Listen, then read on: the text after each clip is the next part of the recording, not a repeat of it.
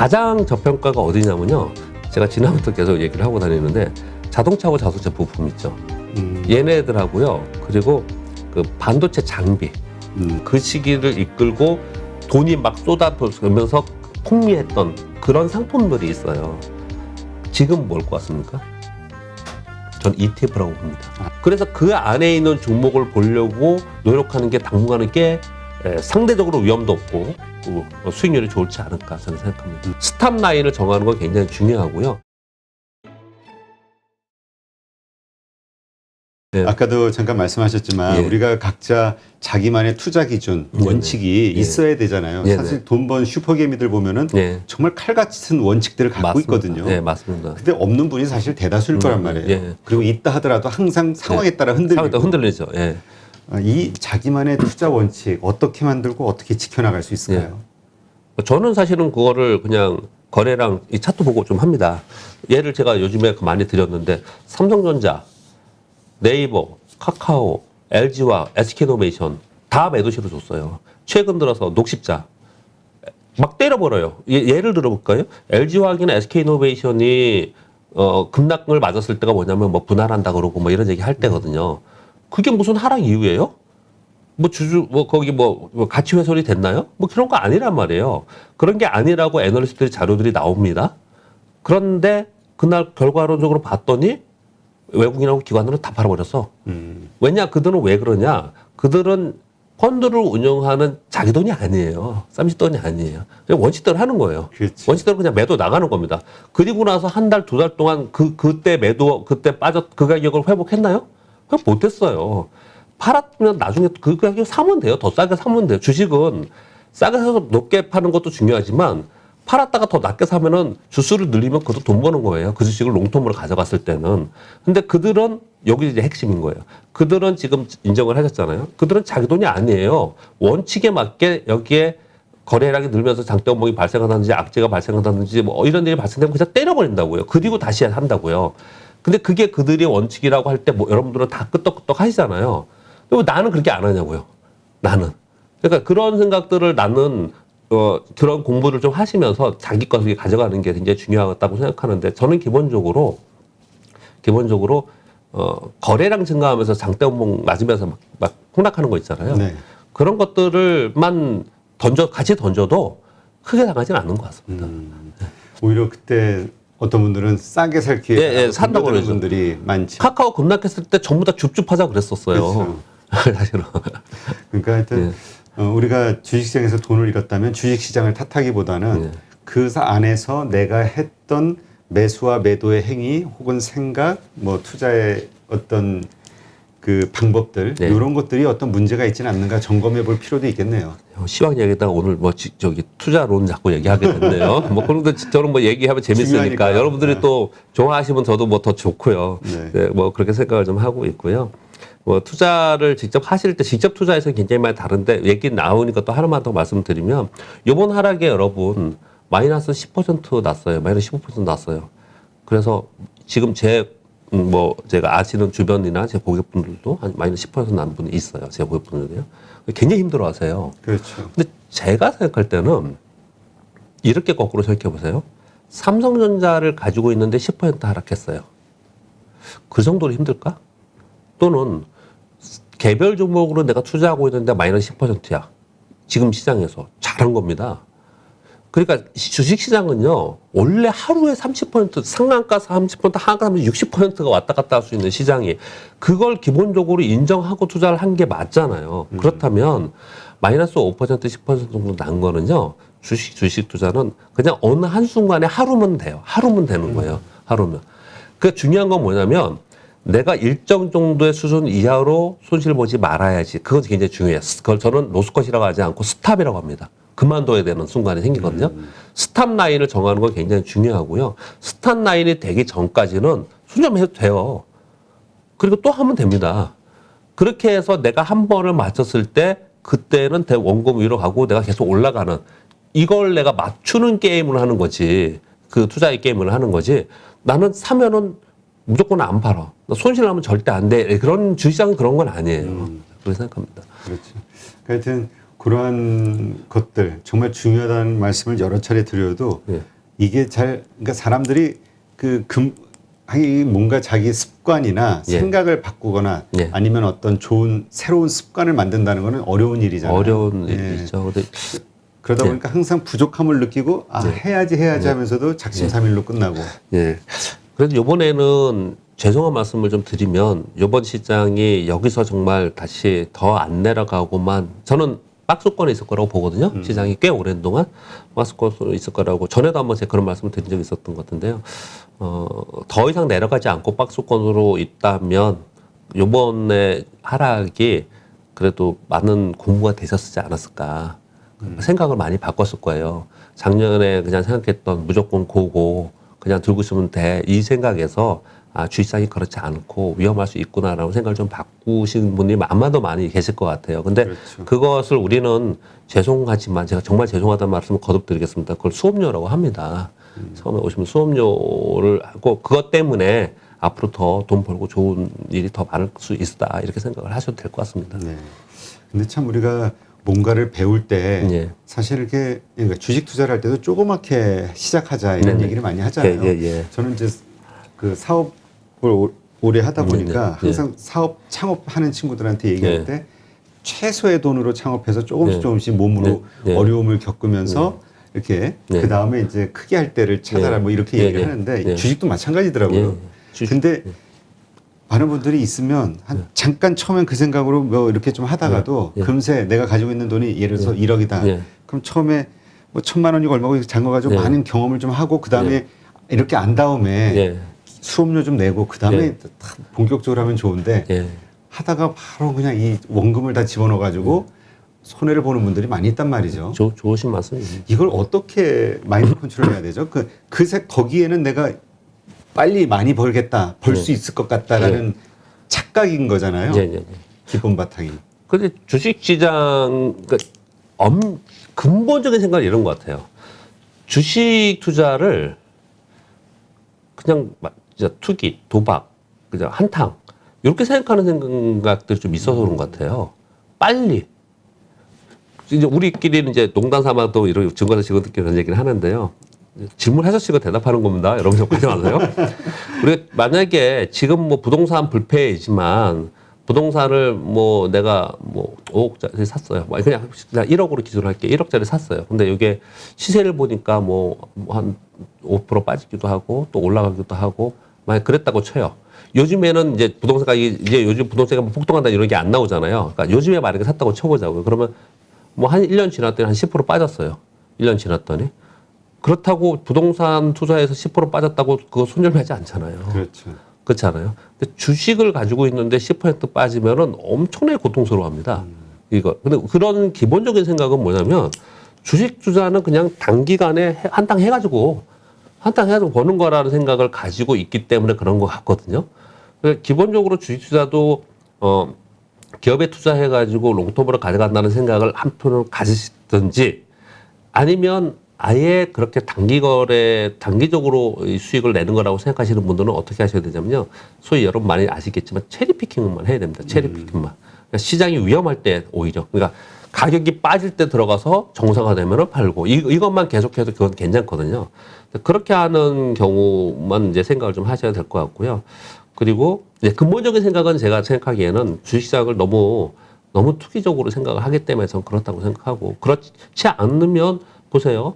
우리 모든 재테크나 어떤 내가 사업을 한다고 생각해 보면 사업에서 내가 5억 가지고 주식 투자하는 거랑 5억 갖고 내가 사업한다고 생각해 봐요. 그럼 사업할 때는 어마어마하게 고민하고 엄청나게 고민을 하고 내가 이거 어떻게 성공할까 실패할 확률이 높지 아마 두려워하실 거예요. 사업에 성공하는 경우가 되게 어렵잖아요. 근데 주식 투자는 너무 쉽게 생각해요. 그러니까 그렇게 쉬운 건 아니다. 단순화시키는 건 맞지만 오랫동안 해보시면 단순화되면 또 그렇게 어려운 것도 아니지만 기본적으로 처음 진입하신 분들은 굉장히 좀 알아야 될 것들이 많다. 그런 것도 생각하시면 될 것 같습니다. 네. 하여튼 이렇게 어려울 때일수록 기본을 우리가 자꾸 돌아가서 맞습니다. 기본으로 돌아가서 좀 봐야 되는 거 아니냐 이런 의견을 주시는 분들이 많이 나오더라고요. 근데 뭐 그게 또 정답이니까요. 가만히 생각해 보면 아까 삼성전자도 얘기를 했지만 삼성전자를 지금부터 분할 매수해서 내가 뭐 그냥 뭐 제가 말씀드린 신호 이런 게 없다 하더라도 뭐 떨어지는 동안 분할 매수해서 내가 몇 년 들고 있겠다. 저는 뭐 이익 난다고 생각을 해요. 이익 날 확률이 훨씬 확률이 게임이잖아요. 그럴 확률이 높다고 생각하거든요. 그런데 지금 우리나라의 기업들 삼성전자만 자꾸 얘기를 했지만 다른 주식들을 보면요. 정말 말도 안 되게 떨어진 종목들이 이상하게 많아요. 가장 저평가가 어디냐면요. 제가 지난부터 계속 얘기를 하고 다니는데 자동차하고 자동차 부품 있죠. 얘네들하고요. 그리고 그 반도체 장비. 반도체 장비를 하나 말씀드리면 지금 제일 자동차는 요즘에 오르고 있으니까 또 오르니까 얘기하네 이러실까봐 오르지 않는 거예요. 반도체 장비 얘기를 해볼게요. 지금 미국 삼성전자도 그렇고 TSMC도 그렇고 미국의 뭐 인텔도 그렇고 일본 기업도 그렇고 전부 다 증설한다고 그러잖아요. 그렇죠. 반도체 굴기 얘기하면서. 증설을 계속 한다는 얘기는 가뜩이나 반도체 가격이 떨어지는데 증설을 해서 더 많이 늘어나면은 반도체 완제품을 파는 기업들한테는 나쁜 거예요. 그러나 증설을 하면 거기에 들어가는 장비, 부품, 소재 기업들은 호재인 겁니다. 얘네들은 가격에 상관없어요. 근데 계속 지금 증설을 하고 있거든요. 그래서 얘네들은 실적은 계속해서 늘어납니다. 지금도 늘어나고 있고. 그런데 주가는 삼성전자 빠졌다고 해서 같이 다 빠져 있어요. 그런 주식들이 상당히 많이 있거든요. 근데 그런 주식은 정말 그냥 뭐 들고 있으면 진짜 수익 다 나는 거예요. 그런 종목들이 많이 있는 거거든요. 제가 지금 말씀드리는 요거하고 똑같이 딱 그대로 비교를 하는 거 어떤 걸 비교할 수 있냐면요. 2차 전지는 정말 끝도 없이 올라가잖아요. 그러니까 많은 분들이 이런 걸 고민하더라고요. 주식은 기세 아니야? 이렇게 올라가는 주식을 걷어타야 되는 거, 올라타야 되는 거 아니야? 또 한쪽에서 이거 그러다 어떻게 고점이 물릴지 몰라. 그러니까 말씀하신 대로 지금 소외돼 있는 주식을 사서 기다리는 게 낫지 않아? 이거 가지고 항상 싸우고 있죠. 항상 충돌하죠. 그거는 그냥 하고 싶은 대로 하세요. 근데 여러분들이 난 이거 하고 싶은 사람은 그냥 왜 달리는 말에 올라타라고 난 이거가 좋은 사람은 이거 하는 거고. 여러분 스캘퍼 데이트레이더도요. 양극단이 있습니다. 데이트레이더도요. 오늘 사서 오늘 팔 사람인데 그날 제일 센 종목을 사서 거래하는 사람이 있고요. 제일 약한 종목 있죠. 폭락하잖아요. 그럼 밑에 사가지고 딱 올라오면 파는. 이게 양극단이 있어요. 그렇게 똑같이 그냥 일반적인 주식도 똑같이 그렇게 볼 수 있는 거거든요. 근데 지금 2차 전지도 보면은 제가 지금 아까 반도체 장비 때문에 말씀을 드리는 건데 2차 전지의 소재 종목들이 계속 올라가는 건 사실 수급적 요인이 더 큽니다. 수급적 요인이 뭐가 크냐면은 지금 MSCI 편입되는 것 때문에 사실 더 올라간 게 있어요. 그거 아셔야 됩니다. 지금 올라가는 거는 수급적 요인이 좀 더 있어요. 근데 아무튼 그거 빼고 2차 전지가 계속 성장주이고 계속 올라가는 거고 이건 뭐 대세 성장이 맞는 거지 않습니까? 전기차가 점점 많아질 거니까. 그런데 전기차의 뭐 테슬라니 아니면 전기차의 완제품 기업들이 현대차가 그렇게 올라요? 그게 아니지 않습니까? 그렇지. 근데 얘네 소재들이 오르는 거 뭐냐면 유럽인이 미국인이 뭐 전 세계가 지금 2차 전지의 공장을 증설하고 있잖아요. 그러니까 얘네들은 계속해서 이익이 늘어나는 거거든요. 그 이익을 선반영하면서 이제 미리 땡기면서 계속해서 지금 올라가고 있는 거예요. 그래서 이게 어디가 고점이냐 이런 논란이 요즘 나오고 있는 거지 않습니까? 근데 제가 그 얘기를 지금 하고 싶은 게 아니고 반도체도 똑같아요. 반도체도 증설을 계속 하고 있으면 거기에 들어가고 있는 기업들이 굉장히 실적이 계속 늘어나는데 그렇죠. 그런데 반도체 업황이 안 좋을 거라 그러면서 얘는 빠져 있어요. 지금 그 말씀을 드리려고 하는 거예요. 그런 종목을 이번에 하락할 때 상당히 많이 발생이 됐기 때문에 어떤 면에서는 그런 종목을 체리피킹 할 수 있는 기회도 라고 생각하는 사람들도 상당히 있다라는 것이죠. 근데 참 마침 또 반도체 얘기하셨으니까 근데 이제 그렇게 반도체 장비가 됐든 뭐 이런 그 소부장 반도체 소부장 쪽에 관심을 갖는다고 했을 때 앞으로 삼성전자가 비메모리 반도체에 좀 집중하려고 하는 거 아니냐. 그렇죠. 그러니까 비메모리와 관련된 쪽에 투자를 하는 게 낫지 않냐라는 의견들이 있거든요. 이 부분은 어떻게 보세요? 뭐 당연히 그렇게 해야죠. 당연히 그렇게 해야죠. 근데 또 어떤 부분은 왜냐하면 D램이 어쨌든 그래도 기본적으로 물량이 있으니까 크니까 D램이 그래도 아직은 시장을 대세를 차지하지 않겠냐 이런 생각 가진 분도 있고. 근데 이제 각자 스타일에 따라서 다를지 모르겠지만 저는 이제 몇 차력이 나왔으니까 우리 구독자분들이 생각할지 모르지만 저는 개인적으로 저는 구조적 성장주를 좋아하는 편이에요. 구조적 성장주를 많이 투자하는 편입니다. 그래서 고생하기도 해요, 사실은. 일찍 들어가서. 고생하기도 하는데 구조적 성장주를 저는 더 선호합니다. 왜 그러냐면 주식 투자는 미래에 투자하는 것이고 미래에 성장할 수 있고 돈이 거기 가는 데에 투자해야 되는 거거든요. 그렇기 때문에 삼성전자가 지금 돈을 어디에 더 쏟아붓느냐가 향후에 그 기업이 좋아지는 거지 지금 기존의 수익이 나는 데서는 아니라고 생각을 하거든요. 그런 의미에서 또 말씀을 드려보면요. 마지막으로 이 말씀을 한번 드려볼게요. 제가 진행하시는데 제가 마지막으로 말하는데요. 네. 아직 끝낼 생각이 없는데. 공모펀드가 유명할 때가 있었습니다. 네. 제가 그 예전에 지금 제 모 회사가 없었는데 대우증권이 망했잖아요. 네. 망한 건 아니죠. 대우증권 있으셨어요. 예, 예. 네. 대우증권에 있을 때 그때 미래에셋에서 파는 그 중국 인사이트 펀드 있죠. 저거. 예, 중펀드. 디스커버리인가? 아니요. 인사이트 펀드였나? 이름이 모르겠네. 네, 뭐 있었어요. 그 다음에 있었던 건 뭐 유명했죠. 코리아 펀드 있었고 엄청 공모펀드가 유행해 있을 때가 네, 있었어요. 네. 그리고 돈 버신 분도 있는데 손해본 사람이 훨씬 많습니다. 그러게요. 그때 저도 뉴스 이렇게 기억나는 게 네. 중국에서 거의 뭐 반토막 났다 이런 네. 얘기 많이 났었죠. 그때 반토막 나는 것도 엄청 많았어요. 그러다가 한동안에 또 베트남 펀드 하다가 또 반토막 나서 망했고요. 그리고 뭐 코리아 펀드니 뭐 어쨌든 뭐 여러 가지 펀드들이 유행할 때가 있었어요. 그 펀드를 제가 얘기하는 게 아니고요. 유행할 때가 있었는데 이제 많은 사람들이 제가 책에도 그런 내용이 있었어요. 많은 사람들이 우리나라 개인 투자들이 이제 펀드는 지긋지긋해. 펀드에서 돈 번 적이 없어. 그렇지. 막 이랬어요. 그러면서 새로 부각된 게 뭐냐면 사모펀드였습니다. 그래서 사모펀드가 또 대세인 시대가 있었어요. 그러면서 유수의 사모펀드들이 나왔죠. 근데 사모펀드에서는 뭐 수익이 낮든 안 낮든 그게 문제가 아니었고 사모펀드는 뭐가 문제였냐면 비리들이 막 나오면서 사모펀드가 또 개판돼 버렸어요. 그렇죠. 제가 이 얘기 왜 꺼냈냐면요. 그런 시대가 있거든요. 거의 한 10년 동안 그 시기를 이끌고 돈이 막 쏟아부으면서 풍미했던 그런 상품들이 있어요. 지금 뭘 것 같습니까? 전 ETF라고 봅니다. 지금 ETF 열풍이죠. 예, 전 ETF로 이거 꽤 오래 갈 거라고 봅니다. 왜 제가 느낌상 그렇게 보냐면요. 지금 이제 주식 투자를 했던 보수적인 사람들 있잖아요. 올해 들어온 분들은 보수적인 투자자들이에요. 왜 저는 그렇게 생각하냐면 공격적인 투자자였으면 작년에 들어왔어요. 그렇죠. 근데 작년에 참다가 야 도저히 안 되겠다 그래서 올해 1월에 들어온 거예요. 그분들은 굉장히 보수적인 분들이에요. 그럴 수 있죠. 이번에 이렇게 주식시장이 힘든 걸 알았단 말이에요. 이거 안 되겠다. 그러면 주식 투자를 하되 비교적 안정적이고 그리고 실제로 수익률도 좋은 ETF로 가보자. 이런 인식들이 훨씬 더 강하게 작용을 할 거라고 저는 생각합니다. 그래서 ETF 시장은 더 커질 것이고 특히나 섹터형, 테마형 ETF들이 계속 만들어지고 있습니다. 어제는 메타버스 ETF가 그렇죠, 4가지가 나왔죠. 그리고 최근에 뭐 수소 관련 ETF, 미래차 ETF, 아예 그래 따로 다 있지 않습니까? 그런 ETF들이 나오면은 거기에 사람들이 관심을 갖고 거기에 돈이 들어가면 거기에 편입되어 있는 종목들을 그 ETF 펀드는 사는 겁니다. 그걸 사는 거거든요. 근데 반대 부작용도 있죠. 아크케이.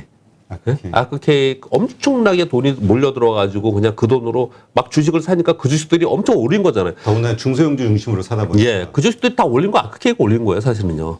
그랬다가 돈이 이제 손실나기 시작하면 돈을 빼기 시작하니까 더 빠지는 거죠. 이제 그런 건 있어요. 이건 ETF만이 아니고 고무펀드도 그리고 상품도 그렇고 다 그래요. 예를 들어 다 그렇습니다. 근데 ETF에 지금은 돈이 들어가고 있는 빠지는 상황이 아니에요. 들어가고 있는 상황이 있기 때문에 지금 제가 말씀드린 구조적 성장주에서 내가 투자를 뭔가 하고 싶어. 근데 구조적 성장주에 탄소 중립 맨날 얘기하는데 수소 얘기하는데 수소 뭐야 종목이? 그러면 이 포털 가면 수소 관련주 그런 게 막 나오잖아요. 그렇죠. 그럼 차트 보고 옛날에는 그걸 가지고 분류를 했어요. 근데 지금은 그렇게 하실 필요 없고요. 수소 관련 ETF가 어디 자산운용사 해. 그럼 거기 자산운용사 딱 들어가면 수소 관련 ETF의 종목이 몇 % 지분으로 내가 가지고 있다는 게 쫙 리스트되어 있어요.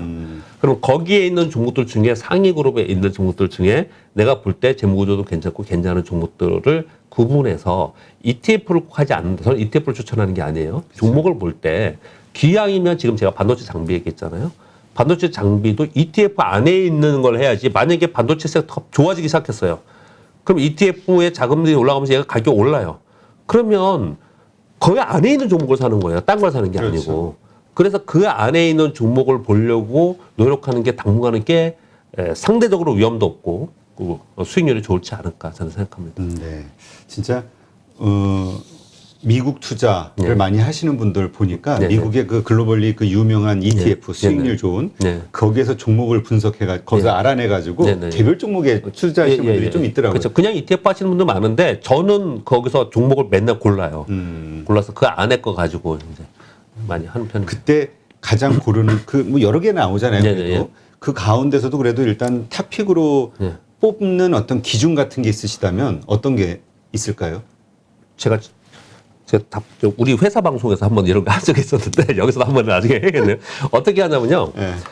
각 ETF들을 전부 다를 해놓고 제가 이런 표현 되나? 노가다? 아니 뭐라 그러죠? 괜찮아요. 예? 뭐 예? 공중파인데. 예, 예. 이거를 전부 해가지고 얘를 다 엑셀로 해가지고요. 예. 제일 많이 들어있는 애들 있죠. 아, 중복돼서 예. 당연히 얘들은 돈이 더 많이 집행이 될 거 하긴 아니에요. 비슷한 상품을 취급하는 ETF가 여러 개잖아요. 예. 일단 첫 번째 중복된 거. 중복된 걸 좀 찾는 편이었고요. 하나는.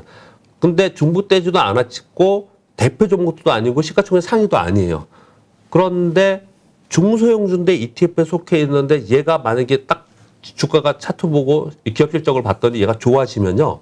얘는 탄력도 훨씬 세겠죠. 올라갈 때. 그렇죠. 돈이 조금만 집행이 돼도 되니까.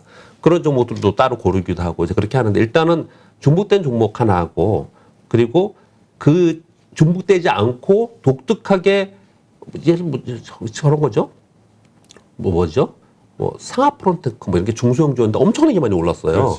그렇죠. 그렇게 뭐 수소다, 탄소 중립이다, 아니면 메타버스다. 그런데 작은 종목인데 얘가 성장성이 있는 종목들을 개별적으로 골라서 잘 선택하면은 굉장히 좋은 수익률을 낼 수가 있습니다. 한번 다음번 시간에는 그 고르는 법 좀 배워보도록 하겠습니다. 네, 어려운 시장입니다. 하여튼 그 이러한 환경하에서 우리가 좀 지혜롭게 헤쳐나갈 수 있는 그 좋은 인사이트를 오늘 좀 많이 알려주신 것 같아서 예, 아마 보시는 분들도 많이 도움이 되셨으리라 생각이 됩니다. 이제까지 교보증권 박병창 부장님과 함께했습니다. 수고하셨습니다. 예, 감사합니다.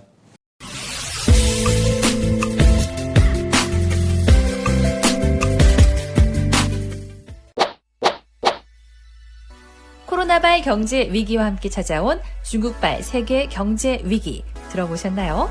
금융 위기가 여러분의 일생일대 최고의 기회가 될 수 있다는 사실도 알고 계신가요?